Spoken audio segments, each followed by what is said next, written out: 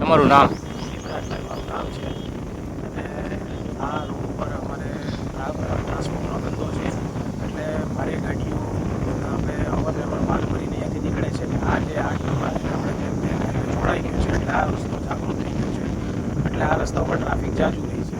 આ રોડ ઉપર સાઈડમાં કામ ચાલુ છે અને એ વખતે મારી ગાડી અહીંયાથી ભરીને નીકળી આ ટ્રાફિક થવાના કારણે મેં ગાડી સાઈડમાં લીધી અને બીજી ગાડીઓને રસ્તો દેવાડ્યો.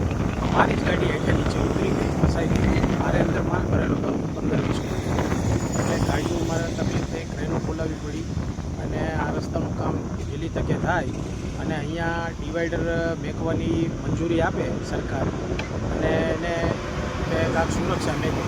એક્સિડન્ટ અહીંયા ઝાઝા થાય છે અને સ્ટ્રીટ લાઇટની અહીંયા ઓલી કરે અપીલ.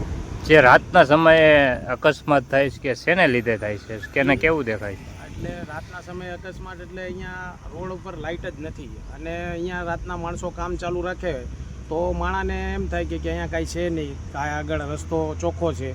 એ ગણતરી પ્રમાણે માણસ આગળ ચાલ્યો જાય ને સામેથી બીજી ગાડીઓ આવતી હોય એની લાઇટ પડે એટલે રસ્તો ટૂંકો હોવાના કારણે માણસનું એક્સિડન્ટ થાય અને ગંભીર ઈજાય પહોંચે છે. ઓકે, આ કયો રોડ કહેવાય?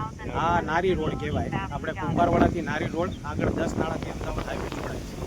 ઓકે.